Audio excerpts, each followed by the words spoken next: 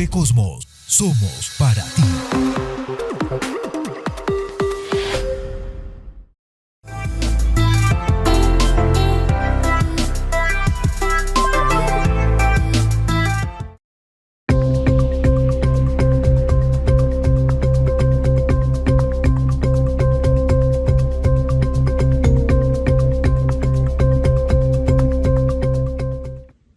Buen día, reciban un cordial saludo. Les habla Julián Camilo Forero Agudelo desde la República de Colombia. Hoy quiero elevarles un fraternal saludo a la Universidad de César Vallejo del Perú, especialmente a la sede de Tarapota.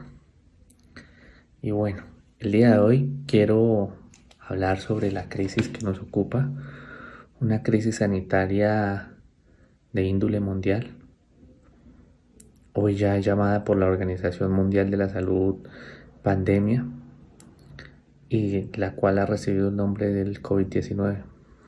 Como bien ustedes lo saben y lo han percibido en su país, esta es una enfermedad que ningún estado, independientemente de su escala de desarrollo, estaba preparada para la misma.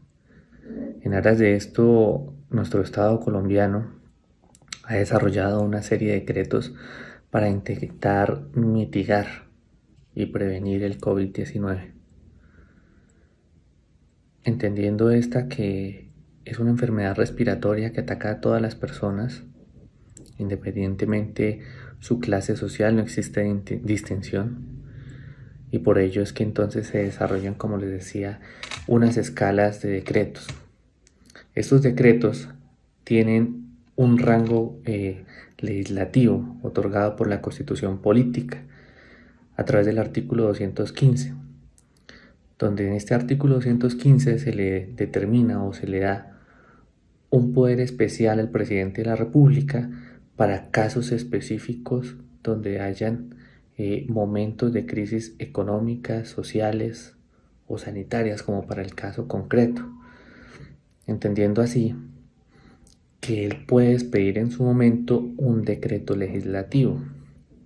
¿Por qué hablar de un decreto legislativo? Y hago con paréntesis. Colombia, al igual que muchos países, es un Estado social de derecho, donde tiene un poder público y ese poder público tiene su estructura. La estructura de nosotros es tripartita: la rama ejecutiva, la rama legislativa y la rama judicial. En la rama ejecutiva se encuentra el presidente de la República como órgano mayor. En la rama legislativa, que son quienes hacen las leyes, que es el Congreso de la República, por el Senado y la Cámara, y son estos los que expiden como tal dichas leyes. Y la rama judicial, conformada por todos los jueces de la República. Ahora bien, cierro este paréntesis. Conforme al artículo 215, en el cual se le determina este poder especial al presidente de la República, podrá expedir decretos legislativos para poder sanear o prever todas estas crisis que nosotros estamos viviendo. Es decir, toma la facultad especial del Congreso de la República para expedir estas normas en pro de contrarrestar la crisis sanitaria. Ahora bien, iniciamos con el decreto 457 del 22 de marzo, en la cual se decreta por primera vez la crisis sanitaria del COVID-19. Y es bueno que tengamos presente un dato.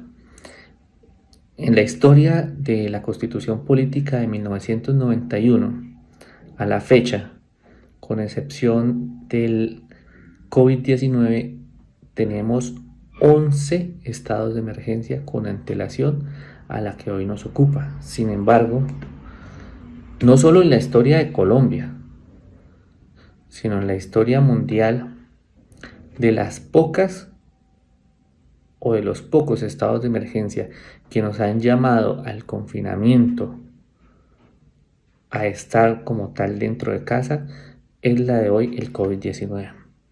Es así que entonces el decreto 457 del 22 de marzo se ocupa entonces de partir unas medidas especiales y específicas para que la gente guarde como tal su cuarentena en casa,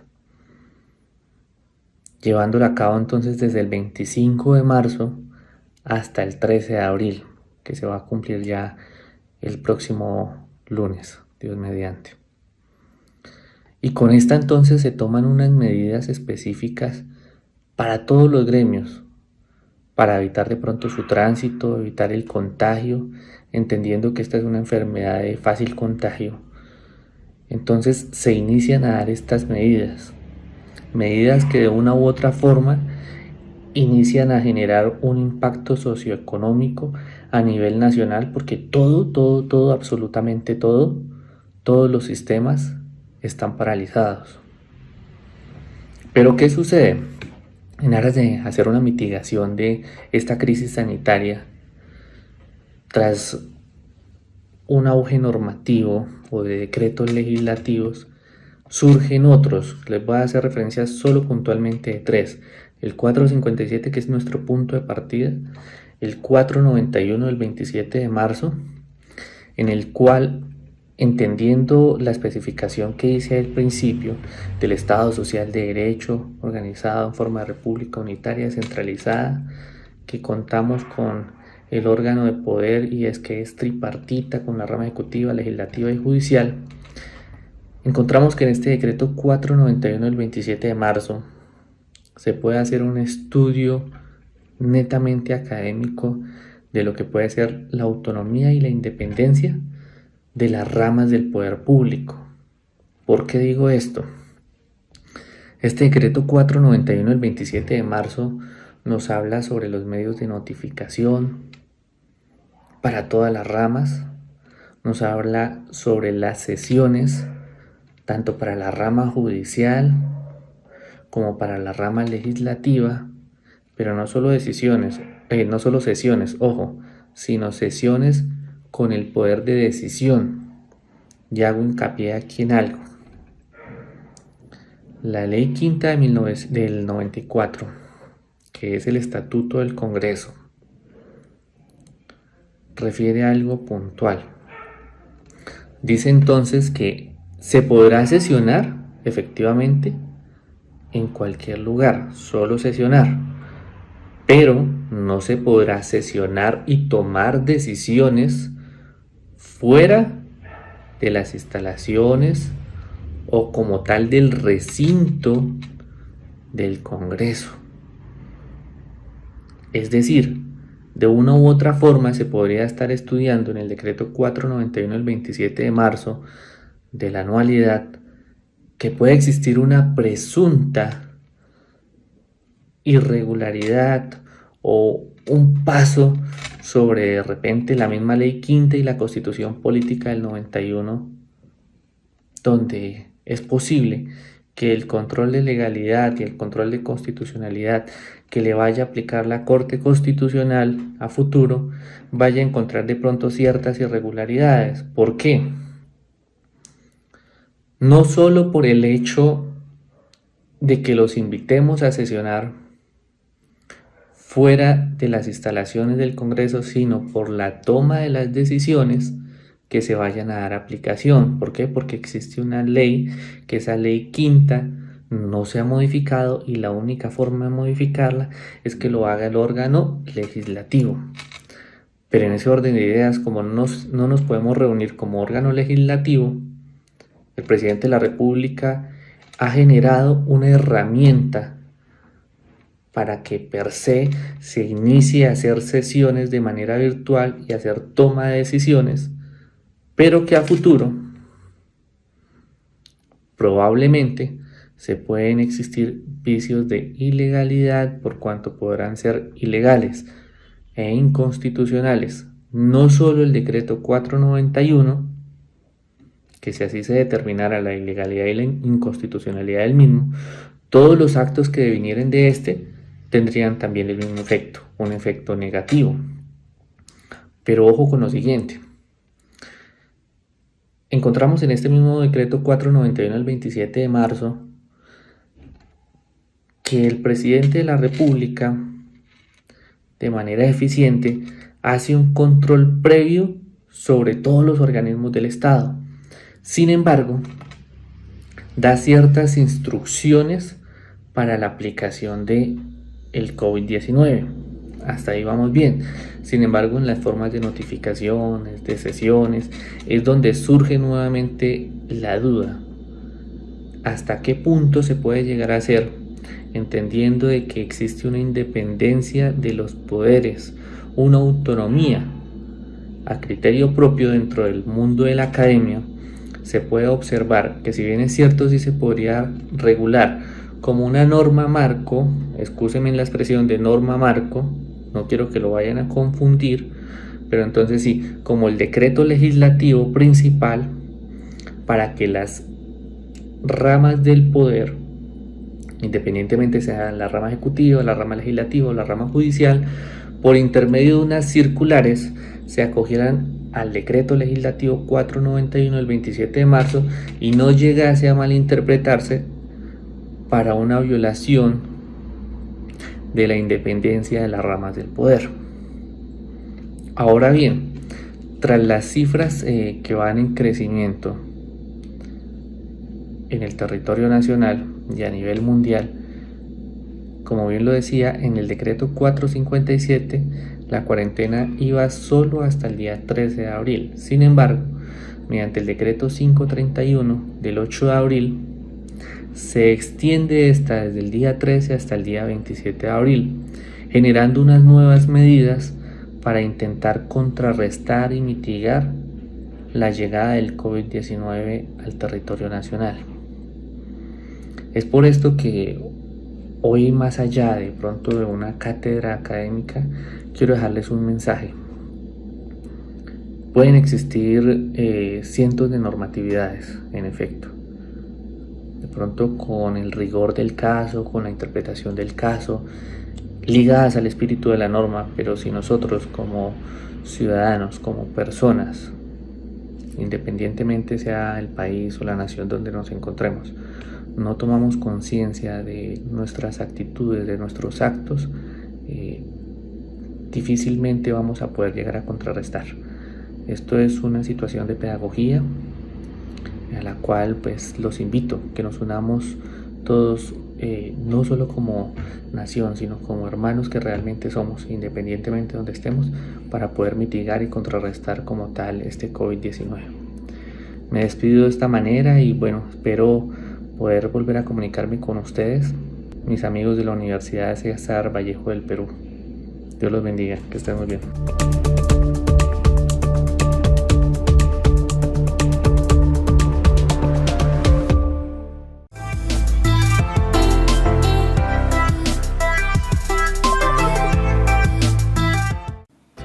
El mundo ha cambiado en pocas semanas, nosotros también. Por eso desde ahora, imaginar juntos será nuestra nueva manera de aprender. Imaginamos una nueva forma de estar en clases, con los mejores recursos y con una plataforma interactiva de clase mundial. Imaginamos tener profesores de diferentes lugares. Imaginamos experiencias con estudiantes que, estando lejos, se sientan muy cerca. Imaginamos cursos personalizados con contenido definido por los alumnos en función de sus intereses. Después de tanto imaginar, decidimos hacerlo realidad. Por eso la Universidad César Vallejo presenta Área 4.0, una educación más allá de las aulas. Una nueva forma de aprender juntos y con las mismas ganas de salir adelante. Área 4.0 virtual, educación más allá de las aulas. TV Cosmos y la Universidad César Vallejo te traen clases virtuales toda la semana. Un espacio para aprender y salir adelante en Área 4.0, lunes a viernes, 2 y 6 de la tarde, sábados y domingos, 2 de la tarde y 7 de la noche, solo por TV Cosmos. Somos para ti. Bueno, las razones por las que dejé de estudiar son varias. Recuerdo que iban a ser mi hija. Además de la universidad, también estuve trabajando. Quería ganar mucho más. Y si te digo que las razones por las cuales dejaste de estudiar son las mismas por las cuales debes volver, ¿qué me dirías? Las razones para estudiar son varias. Mi hija se siente muy orgullosa Estudia en el programa de formación para adultos de la UCB. Entérate más en ucb.edu.pe/adultos. Universidad César Vallejo, 12 campus licenciados por SUNEDU. Evitemos el coronavirus tomando las siguientes medidas. Lava tus manos y la de tus niños con frecuencia. Si tienes algún síntoma de resfrío o si personas a tu alrededor tienen gripe, usa tapabocas. Cúbrete la boca y la nariz con la parte interna del codo al toser o estornudar. Si alguien tose y estornuda cerca y no se cubre al hacerlo, cúbrete boca y nariz con la mano. Mantén las oficinas, salones y espacios ventilados. Evita saludar con un beso. La mejor prevención está en tus manos. Tu salud y la de los demás son un compromiso de todos. Por eso yo me quedo en casa. Yo me quedo en casa. Yo me quedo en casa. Yo me quedo en casa. Yo me quedo en casa.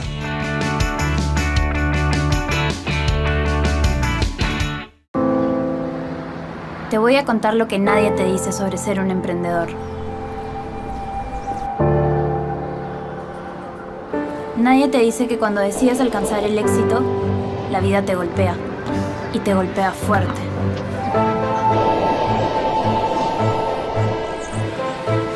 Nadie dirá amablemente, ¿te ayudo? Y tampoco necesitas escucharlo.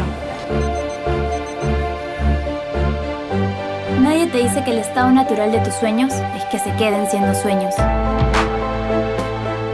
Y que para cumplirlos hay que vivir bien despierto. Si nadie te dice lo difícil que es, no importa. Porque si quieres cambiar las cosas, sabes que primero tienes que cambiar tú. Universidad César Vallejo, 12 campus licenciados por SUNEDU. Consejo de la Organización Mundial de la Salud. Si no haces caso, allá tú. Ariel de Cuba. Quédate en casa. Quédate en casa. Dale, quédate. Quédate en casa. No saca muchacha. Hay un virus afuera. Y el mundo está en candela. Ahí está el coronavirus. Mira italiano y chino. Si no toman medidas, estamos bien jodidos. Quédate en casa, es por tu bien. Ese coronavirus no te metas en lío.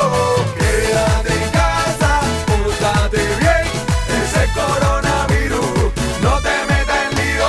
Esto no es pa' juego, pa' el mundo entero. Cuida a la abuela, cuida al abuelo. Si nos unimos, venceremos. Somos humanos, demos la mano. No importa el político que sigas tú. El planeta necesita de tu actitud. Ahora es el momento de actuar. Estos coronavirus te vamos a parar. Quédate en casa, no salgas muchacha. Hay un virus afuera y el mundo está en candela. Ahí está el coronavirus. Mira italiano y chino. Si no toman medidas, estamos bien jodidos. Quédate en casa, es por tu bien. Ese coronavirus no te metas en lío. Quédate en casa, pórtate bien. Ese coronavirus no te metas en lío. Todos mis respetos, son valientes profesionales que están currando como animales para ver si el pueblo de esta sale. Tú sí que vale. Es el momento de decir, hermano, que el mundo entero seamos paisanos. Es el momento de dejar rencor, envidia y ser familia. Quédate en casa, no salgas muchacha. Hay un virus afuera, el mundo está en candela. Ahí está el coronavirus. Mira italiano y chino. Si no toman medidas, estamos bien jodidos. Quédate en casa, es por tu bien. Ese coronavirus no te metas en lío. Quédate en casa, pórtate bien. Ese coronavirus no te metas en lío. No me salgas pa' la calle, en la noticia está el detalle. Cuídate, no nos falles, porque la cosa está bien mala. O tú no has visto el panorama. Oh my God, oye, cuidadito, ese virus no falla.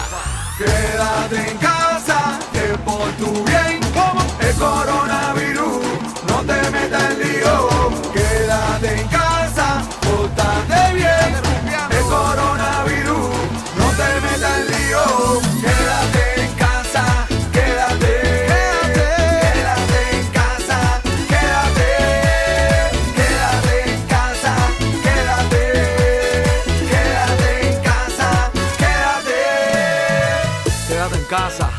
tranquilito ahí, bailando bachata con tu gente. Y dice así, mira. Yo me quedo en casa, en mi casa. Yo me quedo en casa, con mi gente. Yo me quedo en casa, yo me quedo en casa.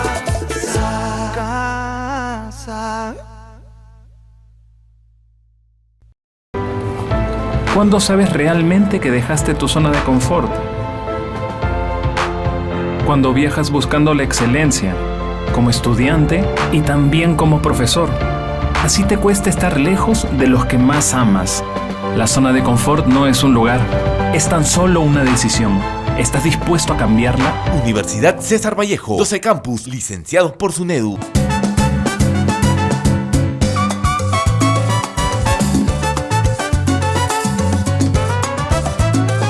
Somos la cadena del Perú. En TV Como Chico y Grandes ganamos. Somos TV Cosmos para ti. Y con los deportes nos emocionamos. Somos la cadena del Perú. Lo nuestro es estar siempre junto a ti. Somos TV Cosmos para ti. TV Cosmos para mí, para ti, para todo el Perú. Somos la cadena del Perú. Somos TV Cosmos para ti. Somos la cadena del Perú. Somos TV Cosmos para ti.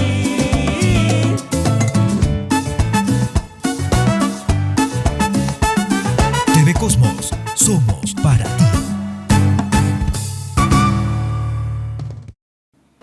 El mundo ha cambiado en pocas semanas, nosotros también.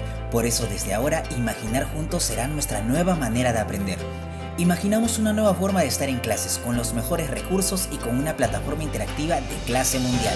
Imaginamos tener profesores de diferentes lugares. Imaginamos experiencias con estudiantes que estando lejos se sientan muy cerca. Imaginamos cursos personalizados con contenido definido por los alumnos en función de sus intereses. Después de tanto imaginar, decidimos hacerlo realidad. Por eso la Universidad César Vallejo presenta Área 4.0, una educación más allá de las aulas. Una nueva forma de aprender juntos y con las mismas ganas de salir adelante. Área 4.0 virtual, educación más allá de las aulas.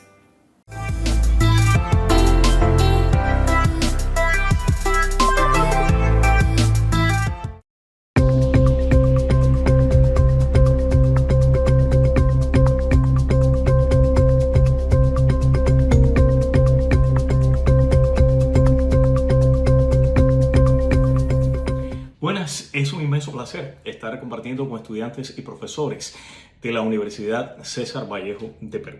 Para mí es un inmenso privilegio y es doblemente. Primero, porque es una universidad que ya tiene un prestigio, un nombre que ha ido ganando fuerza dentro del contexto latinoamericano y porque rinde homenaje al gran César Vallejo, una de las figuras emblemáticas de la literatura a nivel mundial. Por estos días, en el contexto que está viviendo la humanidad, un contexto bien difícil con la presencia de esta pandemia del coronavirus, estaba recordando la poesía de Vallejo, atesoro dentro de mi biblioteca este libro que incluye la poesía completa de Vallejo, y recordaba un poema de Vallejo que data de marzo del año 1917, justo del contexto del fin de la Primera Guerra Mundial, cuyo título es Los Heraldos Negros, por supuesto que ustedes conocen mucho mejor que yo, y que habla de esos golpes en la vida que son profundamente fuertes. Cuando dice golpes en la vida tan fuertes, yo no sé, golpes como del odio de Dios, como si ante ellos la resaca de todo lo sufrido se emposara en el alma, yo no sé. Soy de los convencidos de que la humanidad va a seguir adelante y por supuesto superaremos todo este mal momento, este difícil momento que estamos viviendo. Cuando me hablaban de un tema para abordar y pensaba en cuáles pudieran ser temáticas interesantes para estar conversando, en esta ocasión decidí por seleccionar una que me es muy cercana desde el punto de vista historiográfico.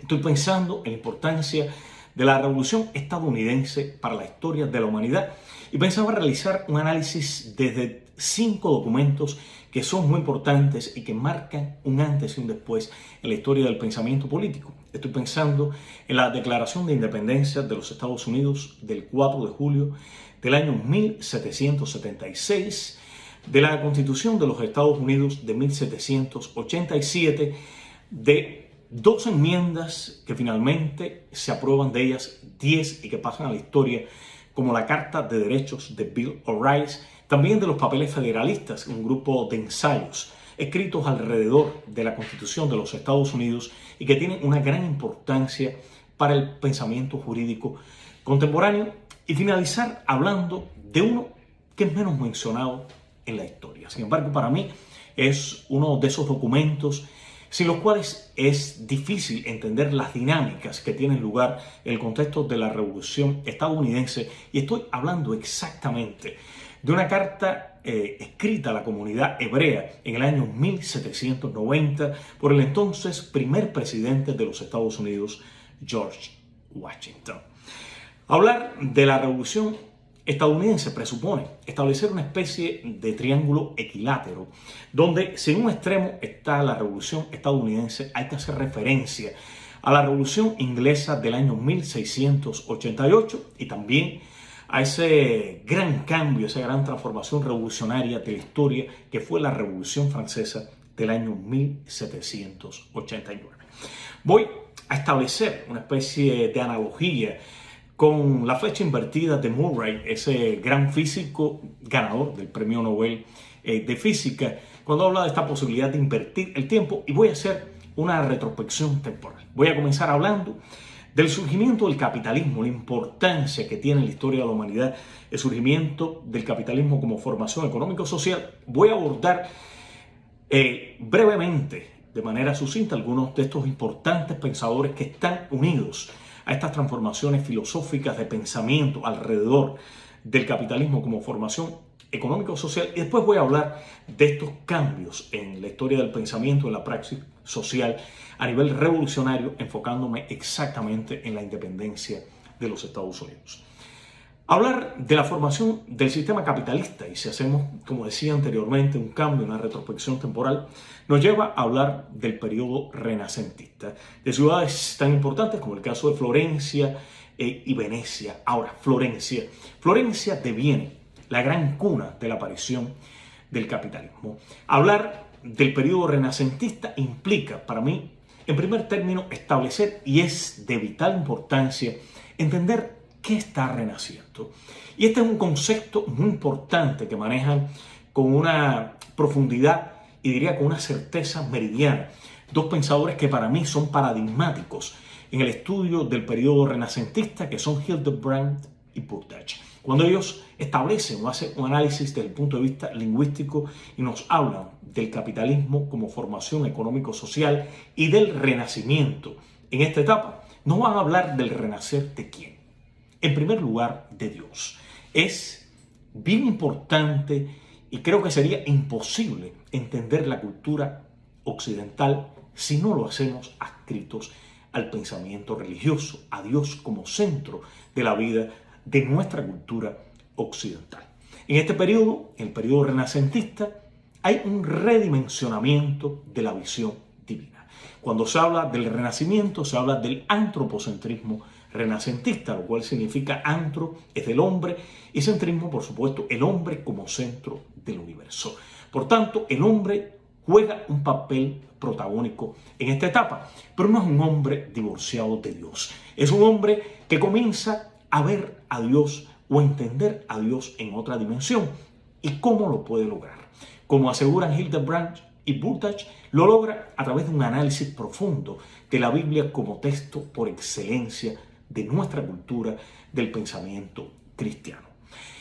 Buscan en las epístolas de San Juan, buscan también en Pablo y encuentran sentencias tan certeras como tropezará quien camina de noche siendo hombre que no lleva luz dentro, o frases que nos conminan a la búsqueda de la verdad. Por eso asegura, conoceréis la verdad y la verdad os hará libres.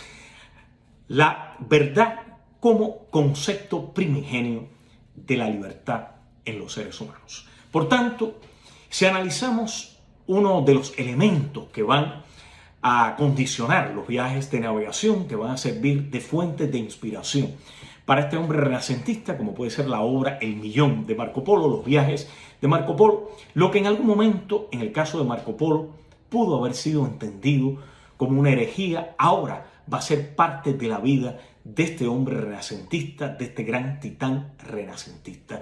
Por tanto, una figura como el caso de Cristóbal Colón se convierte en uno de los grandes paradigmas de este momento histórico. Un hombre que se lanza a los viajes de navegación, pero culminado ¿por quién? Por un Dios que está dentro de sí y por tanto el hombre puede brillar por sí mismo porque en su brillo, en cada una de sus acciones, está dentro de sí presente Dios y por tanto puede salir en busca de esa verdad.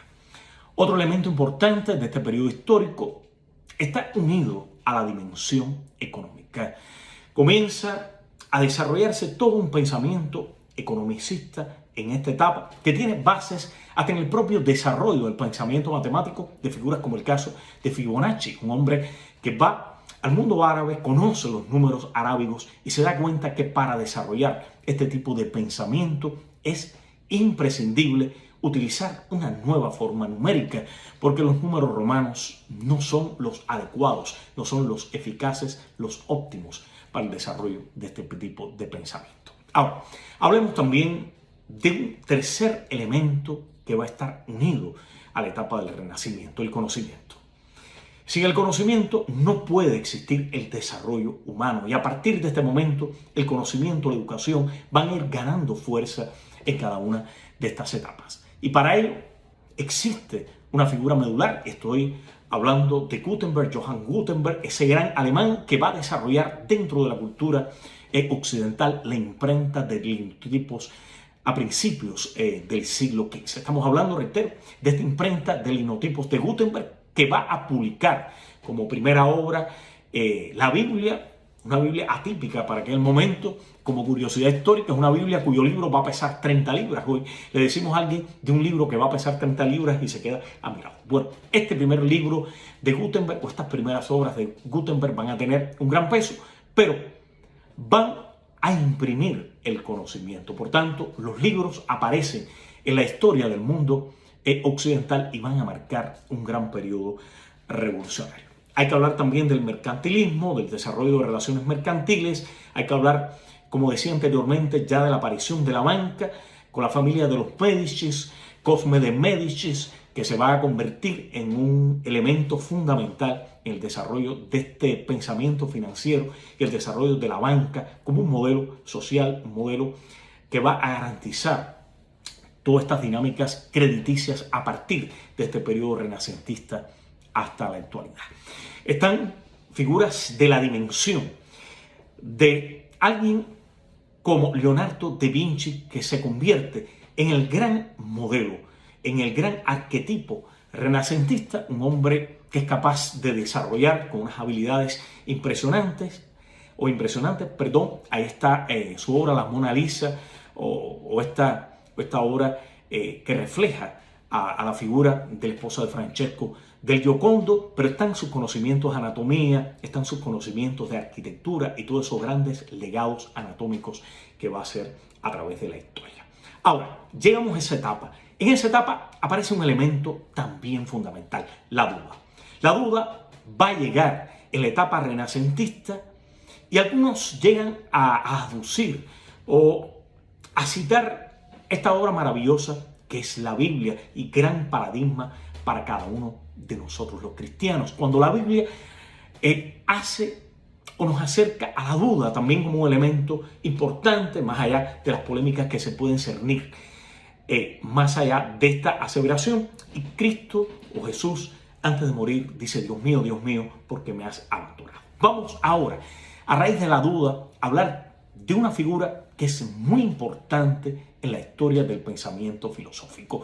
Y vuelvo a citar este pensamiento de tres o esta tríada, porque si ahorita mencionaba tres revoluciones, ahora voy a hablar de tres pensadores que son bien importantes en esta etapa. En primer lugar, René Descartes, un hombre que desde la duda y desde la matemática como centro de la vida y como una de las ciencias exactas que marcan el devenir histórico, va a desarrollar toda una corriente de pensamiento imprescindible. El otro es Thomas Hobbes y John Locke, los tres grandes pensadores de este periodo histórico. Hablaba de Descartes, el hombre que nos dice que hay que dudar y que nos llega a aseverar: pienso, luego existo. Es decir, pienso, o el pensamiento como base de la existencia humana.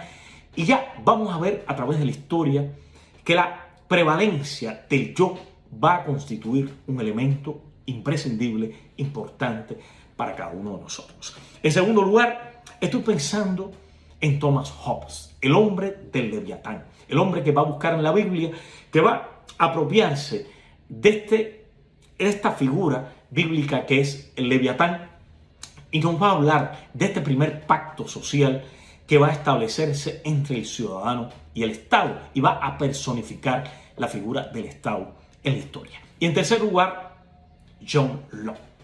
Para mí, uno de los pensadores paradigmáticos de esta etapa, y el cual hay que estudiar a fondo si se pretende entender qué está pasando en la historia del capitalismo. Y voy a hacer énfasis en este pensamiento de Locke. ¿Por qué? Porque Locke es el antecedente de todas estas transformaciones sociales. Es el hombre que nos va a hablar con profundidad de este gran contrato social y que nos va a alegar dos obras que van a ser paradigmáticas en la historia. En primer lugar, ¿de qué estoy hablando? Estoy hablando del ensayo sobre el entendimiento humano de Locke. ¿Por qué el ensayo? Porque para hablar de la epistemología contemporánea, para hablar de la filosofía del conocimiento en la contemporaneidad, nos lleva de manera imprescindible a esta obra de Locke. En segundo lugar, ¿de qué estoy hablando? Sobre los dos tratados del gobierno de Locke. Estos dos tratados del gobierno de Locke que nos van a comenzar a rediseñar o a diseñar cuáles debieran ser las dimensiones del entendimiento humano y del entendimiento humano llevado a la esfera de la sociedad. Por eso es Locke el primer hombre que nos habla de una división de la sociedad que va a defender un parlamentarismo monárquico que va a ser el antecedente de lo que vamos a ver con posterioridad en la Revolución estadounidense a partir de este año 1776. Aquí Locke ya nos va a hablar de un poder legislativo, nos va a hablar de un poder ejecutivo y nos va a hablar de un poder federal. Es decir, de un poder que va a estar en la dimensión de la política exterior, pero un pensamiento que posteriormente va a resumir de manera bien interesante una figura como es el caso del Barón de Montesquieu, en una obra que pasa a la historia con el nombre del espíritu de las leyes. Ahora, hablaba de una primera obra de John Locke. Esta primera obra de John Locke, que tiene como título El ensayo del entendimiento humano, se va a convertir en una obra paradigmática. ¿Para quién? Para la Ilustración francesa, para las figuras de esta Ilustración francesa en el siglo XVIII, siglo que pasa a la historia de la humanidad con nombre del siglo de las luces. Y alrededor de este siglo están pensadores de la enciclopedia francesa, pensadores como el caso de Voltaire, del Montesquieu, el Barón de Montesquieu, al que hacía referencia con anterioridad, y otra figura que es culminante en este periodo histórico. Estoy hablando de Jean-Jacques Rousseau con su contrato social. Cuando llegamos a la Revolución estadounidense y estas transformaciones que tienen lugar en la Revolución estadounidense, como decía anteriormente, que tiene un antecedente en esa Revolución inglesa del año 1688 y una continuidad histórica en la Revolución francesa del año 1789, ¿qué nos vamos a encontrar? Nos vamos a encontrar un primer documento programático. Este primer documento programático en el cual confluyen tres grandes figuras en la historia de este país. Estoy hablando de John Adams, primer vicepresidente de los Estados Unidos y segundo presidente de los Estados Unidos después de George Washington, conocido como la voz de la Revolución estadounidense, Thomas Jefferson, la pluma de la Revolución estadounidense y una figura de una gran importancia, y otra gran figura que es Benjamin Franklin, uno de los más grandes pensadores en la historia de la contemporaneidad. Ellos están alrededor de esta Declaración de Independencia de los Estados Unidos, que es escrita, redactada en sus bases fundamentales por Thomas Jefferson. Por eso cuando se habla de la redacción de la Declaración de Independencia de los Estados Unidos, se cita a Thomas Jefferson como su gran escritor. ¿Qué hace Jefferson? Jefferson se va a apropiar de las ideas de Locke. Por eso, cuando cita los 3 derechos fundamentales de los individuos, va a tomar miméticamente el pensamiento de Locke y nos va a decir los 3 derechos por excelencia y fundamentales en la vida de un ser humano. En primer lugar, la vida. ¿Quién puede dudar que la vida es el derecho por excelencia? En segundo lugar, la libertad. Vivir y estar libre es uno de los grandes retos humanos y una de las grandes demandas sociales. Lo estamos viendo en su lucha hasta la actualidad. Sin embargo, en tercer lugar, va a redimensionar el pensamiento de Locke. Porque si Locke va a darle una gran importancia y va a hablar de la propiedad como paradigma de felicidad, como paradigma de bienestar social, Thomas Jefferson va a sustraer esa palabra, la va a eliminar y va a hablar de la búsqueda de la felicidad. Esa perenne búsqueda de la felicidad que algunos la ascriben a la tenencia de una propiedad, pero que puede tener múltiples dimensiones en su análisis. Ahí están bases del análisis de Locke, que sucintamente los voy a resumir con estas 3 ideas fundamentales. En segundo lugar, tenemos la Constitución de los Estados Unidos, un documento que no solo va a ser paradigmático para este país, sino que va a ser paradigmático para la historia del pensamiento politológico. Una constitución que va a ser redactada por James Madison, un hombre que tiene un papel protagónico en la Constituyente del año 1787 y que conjuntamente con Benjamin Franklin y el hombre que preside esta Constituyente y que a la postre va a ser elegido primer presidente de los Estados Unidos, George Washington, van a tener un papel fundamental en este momento histórico. A Madison se le asigna la tarea de redactar esta Constitución. Un hombre que tiene un gran conocimiento del pensamiento iluminista, un hombre que poseía una gran formación filosófica y que va a resumir 3 ideas fundamentales que también están en Locke. Y una de ellas la toma del barón de Montesquieu. Cuando habla en la Constitución de la división de poderes, nos va a hablar de una división de poderes en 3 dimensiones fundamentales y que quedaron legitimados para la historia de la humanidad. Nos habla de un poder ejecutivo que en el caso de los Estados Unidos finalmente estaría representado por el presidente del país. Nos va a hablar de un poder legislativo que tendría como objetivo fundamental hacer las leyes del país, que en el caso de los Estados Unidos estaría subdividido en un poder bicameral representado en el Congreso de los Estados Unidos con una Cámara de Representantes y el Senado del país, y nos va a hablar de un poder judicial. Un poder judicial que va a estar marcado ¿por qué?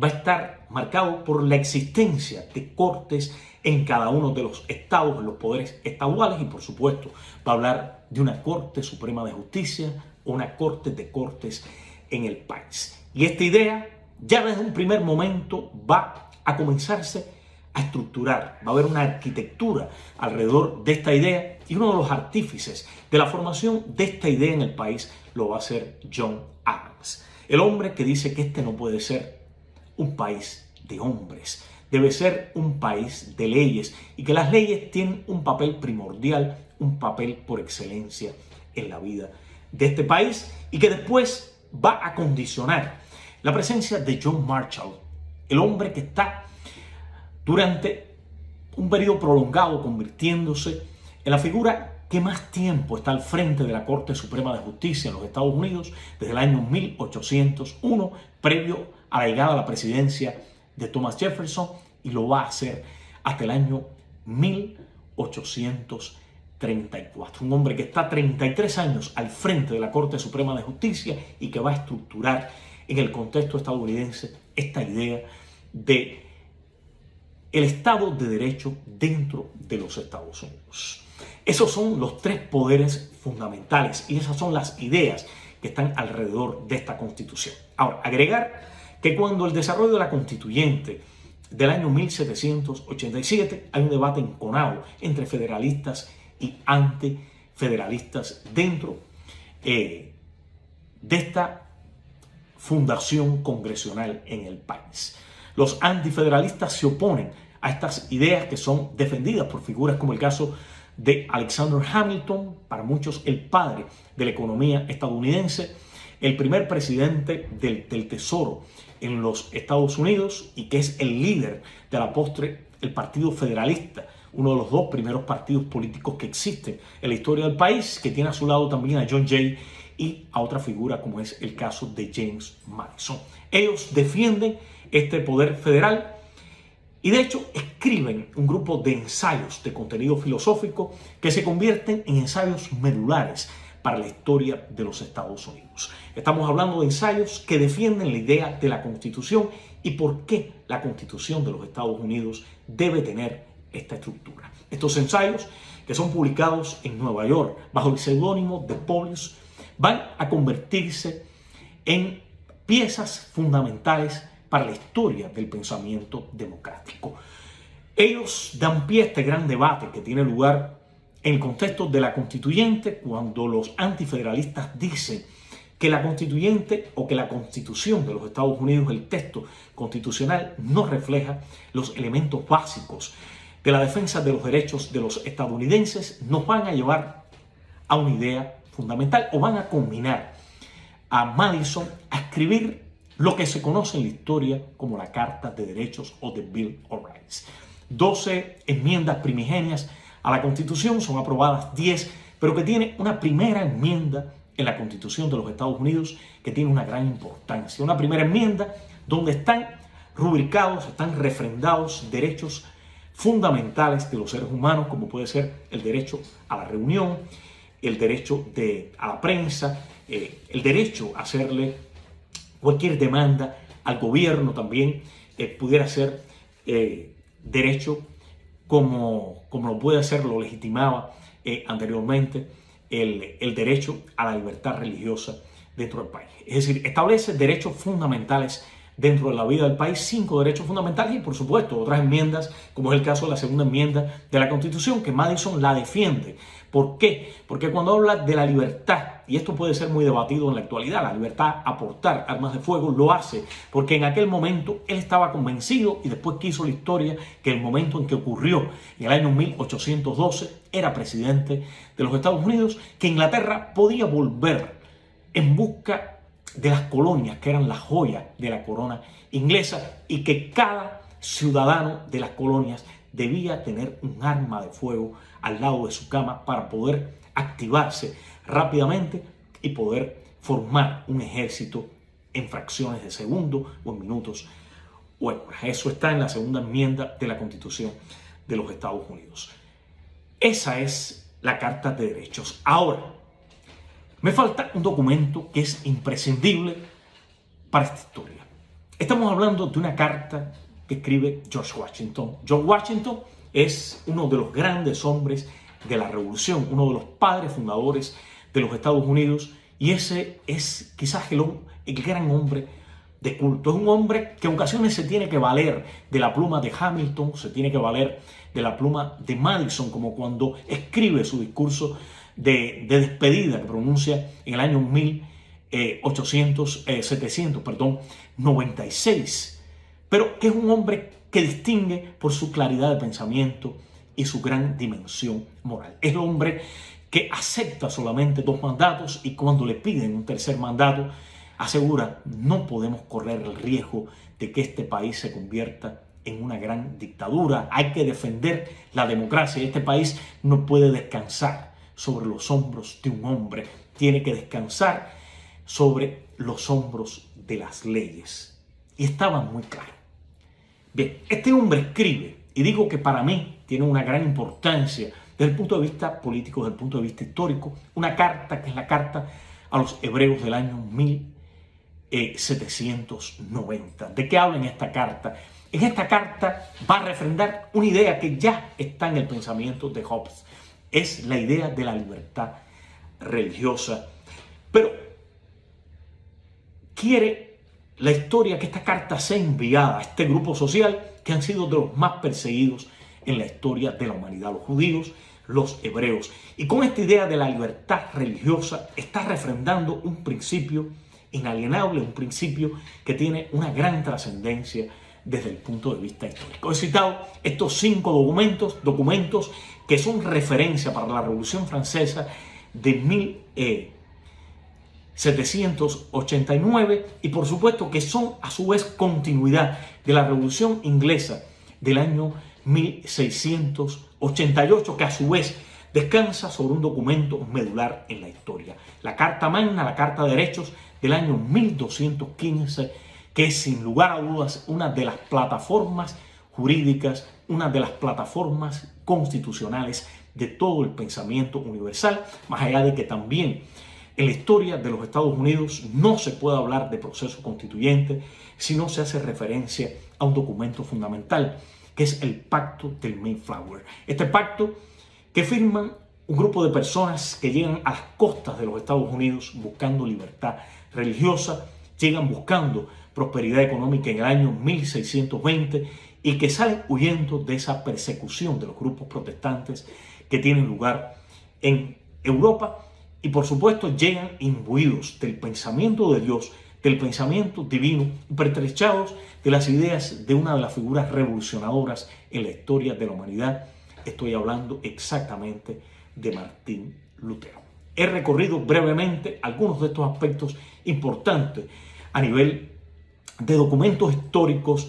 De manera sucinta he abordado algunos de los temas que tienen que ver con la vigencia o la presencia de estos documentos históricos en la historia de los Estados Unidos, que después son resumidos o analizados con una brillantez meridiana en 2 tomos que son publicados en el año 1835 y 1840 por un francés que visita los Estados Unidos. Estoy hablando de Alexis de Tocqueville, que viene a estudiar las cárceles estadounidenses, pero termina legando estas obras monumentales que analizan el sistema democrático de los Estados Unidos.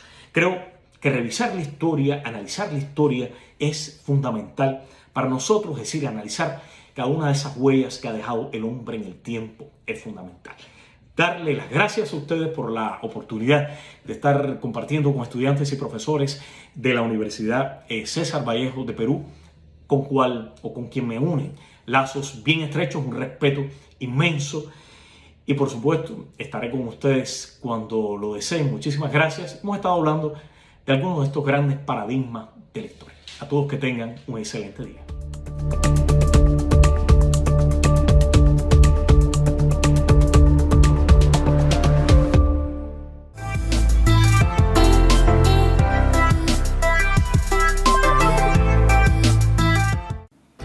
El mundo ha cambiado en pocas semanas, nosotros también.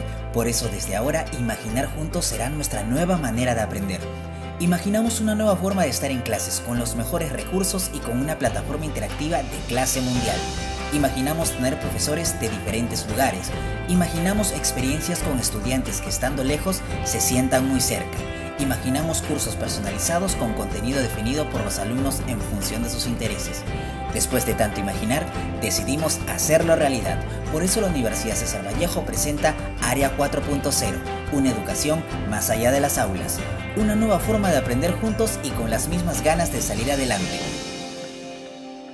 Área 4.0 virtual, educación más allá de las aulas. TV Cosmos y la Universidad César Vallejo te traen clases virtuales toda la semana.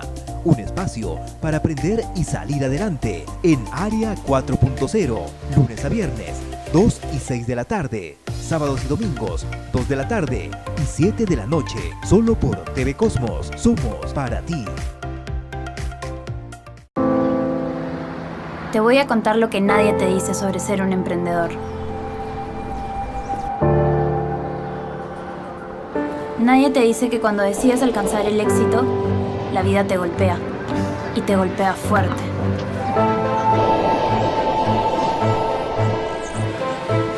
Nadie dirá amablemente, te ayudo, y tampoco necesitas escucharlo. Nadie te dice que el estado natural de tus sueños es que se queden siendo sueños,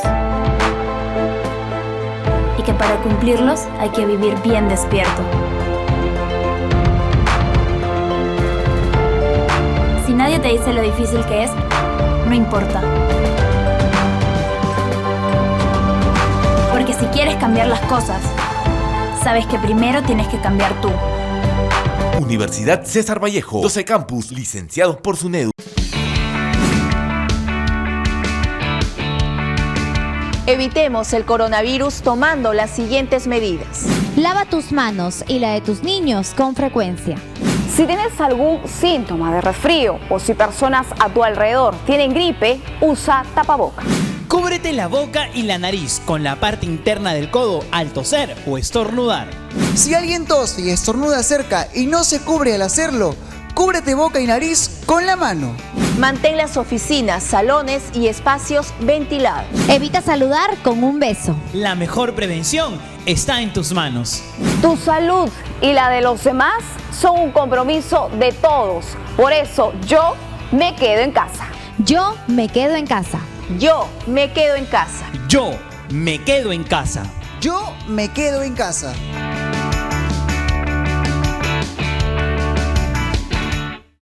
Consejo de la Organización Mundial de la Salud. Si no haces caso, allá tú. Ariel de Cuba. Quédate en casa. Quédate en casa. Dale, quédate. Quédate en casa. No saca muchacha. Hay un virus afuera.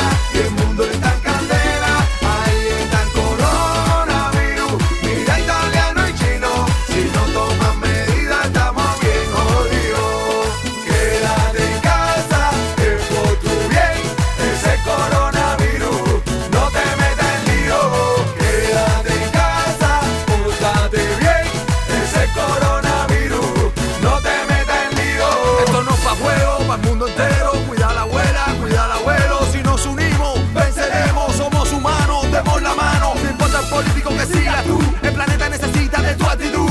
Ahora es el momento de actuar. Estos coronavirus te vamos a parar. Quédate en casa. No salgas muchacha. Hay un virus afuera. Y el mundo está en candela. Ahí está el coronavirus. Mira italiano y chino. Si no toman medidas, estamos bien jodidos. Quédate en casa. Es por tu bien. Ese coronavirus. No te metas en lío. Quédate en casa. Pórtate bien.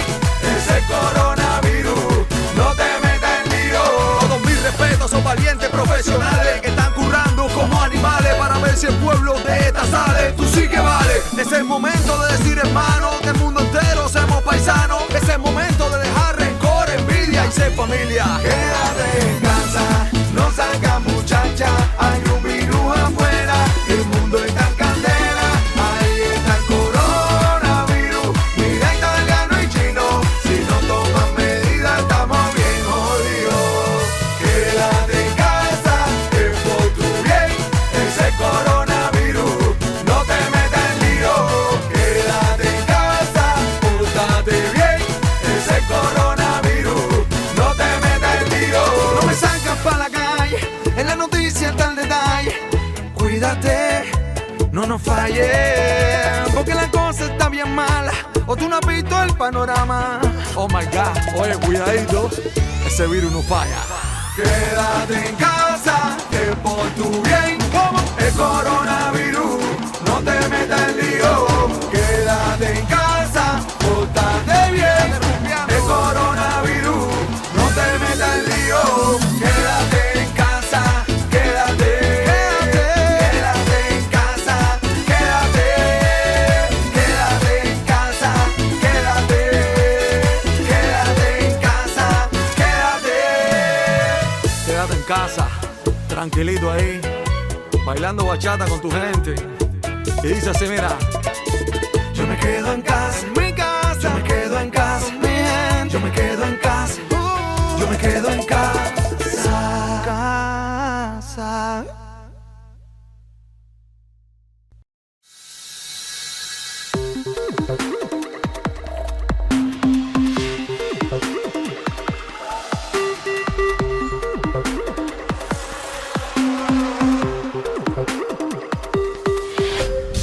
TV Cosmos, somos para ti.